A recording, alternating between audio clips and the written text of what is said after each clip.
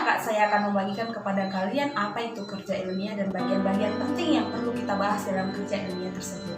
Nah, kerja ilmiah itu merupakan salah satu cara ataupun langkah-langkah yang dilakukan supaya hasil penelitian ataupun pengamatan yang dilakukan oleh seorang ilmuwan atau siapa saja dalam bidang sains itu bisa mendapatkan hasil yang benar-benar sesuai dengan karakteristik sains yang sudah kita bahas sebelumnya, ya. Yang pertama yang perlu kalian pahami ketika kalian melakukan kerja ilmiah adalah sikap ilmiah, ya. Sikap ini sangat penting.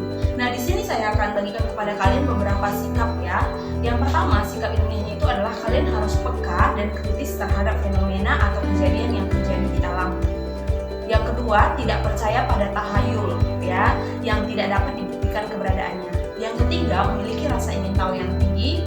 Yang keempat, memiliki minat yang besar untuk dapat menghasilkan suatu produksi sains, ya. Kemudian berpikir logis, terbuka, dan menerima kritik dan pendapat yang benar dari orang lain. Nah, kemudian jujur dan objektif terhadap hasil penelitiannya. Nah, sikap kalian juga harus teliti, tekun, dan tidak mudah putus asa dalam melakukan sebuah penelitian. Nah, selanjutnya optimis terhadap keberhasilan penelitiannya, jadi tidak gampang menyerah, ya. Bersikap hormat terhadap penelitiannya ataupun orang lain. Nah, yang terakhir, menghargai hasil penelitian dan penemuan orang lain. Jadi sikap ini perlu kalian terapkan ketika kalian melakukan sebuah penelitian ataupun sebuah kerja ilmiah. Nah, selanjutnya di sini ada beberapa pendekatan keterampilan proses yang dilakukan oleh seorang pekerja ilmiah, ya, supaya hasil penelitiannya itu bisa terarah dan tidak asal-asalan. Ya, pendekatannya itu yang pertama kita harus klasifikasi dulu ataupun kelompokkan dulu objek-objek apa yang perlu kita bahas dalam penelitian tersebut. Nah, setelah itu mengajukan pertanyaan. Nah, kemudian setelah mengajukan pertanyaan tentang berkaitan dengan judul yang mau diteliti ataupun yang mau diamati, nah kita harus melakukan pengamatan ataupun observasi terlebih dahulu. Nah, setelah melakukan observasi ataupun pengamatan, kemudian menyajikan data. Setelah data disajikan, kita akan menafsirkan data. Nah, kemudian memprediksi dan memperkirakan data apakah sudah valid atau tidak. Nah, yang terakhir itu identifikasi variabel dalam percobaan, ya. Nah, selanjutnya di sini saya akan bagikan juga bagaimana mengamati dengan panca indera, ya. Pengamatan dengan panca indera ada beberapa cara dalam melakukan sebuah penelitian. Bisa dengan melihat secara langsung, ya. Kemudian kita juga bisa dengan mendengar apa yang sedang kita amati ataupun kita teliti. Nah, kemudian bisa juga dengan meraba, ya. Kemudian membawi dan mengecap. Jadi ini merupakan panca indera, ya, panca indera yang penting kita pahami dan kita mengerti dalam melakukan sebuah penelitian. Dalam sebuah kerja ilmiah, kita harus mengetahui juga apa saja peralatan yang diperlukan dalam pengamatan tersebut, ya, supaya seperti yang sudah saya sampaikan sebelumnya juga, supaya sesuai dengan apa saja karakteristik yang dimiliki oleh sains. Oke, nah di sini saya sajikan alat-alat yang digunakan dalam proses pengamatan. Pertama itu ada penggaris ataupun bisa menggunakan benang, fungsinya itu untuk mengukur panjang objek. Bisa juga termometer, itu untuk mengukur suhu. Bisa juga menggunakan hygrometer untuk mengukur kelembapan udara. Bisa juga menggunakan timbangan atau neraca, itu fungsinya untuk mengukur massa. Bisa juga menggunakan jam atau stopwatch untuk mengukur waktu. Bisa juga dengan menggunakan kertas lakmus untuk mengetahui derajat keasaman.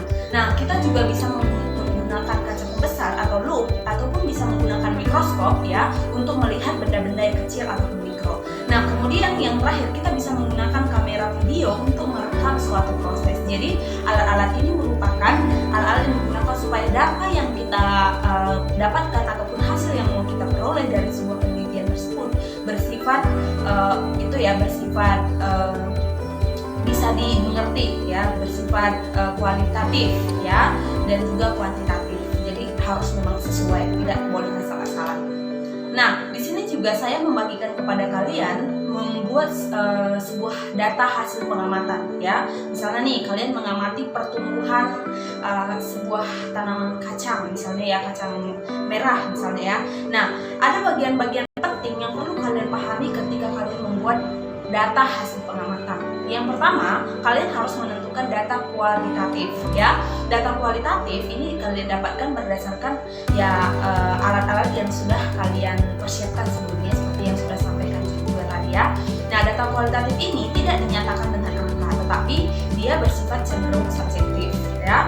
Jadi dia tergantung pada pengamatan ya, tergantung pada pengamatnya. Nah, kemudian data kuantitatif. Nah, data kuantitatif ini itu dinyatakan dalam angka. Nah, data kuantitatif dan kualitatif itu bisa dilihat berdasarkan pengamatan ataupun data yang ada ya. Selanjutnya, jenis-jenis variabel. Di sini saya bagikan dua jenis variabel dalam melakukan sebuah kerja ilmiah. Yang pertama ada variabel berdasarkan sifatnya, dan yang kedua variabel dalam percobaan. Variabel berdasarkan sifat ada 3. Yang pertama variabel fisika, variabel kimia, dan variabel biologi. Variabel fisika dia berkaitan dengan fisika. Contohnya itu adalah suhu, kelembapan, cahaya matahari. Nah, sedangkan variabel kimia dia berkaitan dengan kimia pastinya ya. Kita akan bisa mengetahui kadar oksigen, kemudian air, garam mineral, dan pH. Nah, kemudian kalau variabel biologi, nah di sini berkaitan dengan makhluk hidup tadi ya, organisme yang kita amati ya, kemudian predator. Nah, kemudian bagaimana daya tahan hidupnya. Nah, selanjutnya variabel dalam percobaan itu ada beberapa bagian juga. Yang pertama variabel bebas itu adalah variabel manipulasi ya. Kemudian ada variabel terikat yaitu variabel respon. Kemudian ada variabel kontrol, itu adalah variabel terkendali yang bisa dikendalikan. Kemudian yang terakhir ada variabel pengganggu.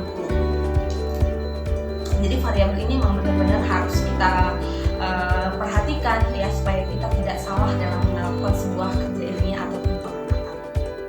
Oke guys, demikian video pembelajaran yang bisa saya bagikan kepada kalian tentang ruang lingkup biologi. Semoga video ini bisa bermanfaat untuk kalian yang menonton. Jangan lupa terus dukung channel ini dengan klik subscribe dan aktifkan tombol lonceng yang ada di bawah supaya kamu bisa mengikuti video selanjutnya. Terima kasih sudah menonton. Jika ada pertanyaan silahkan tuliskan di kolom komentar. Sampai jumpa di video selanjutnya. Bye bye.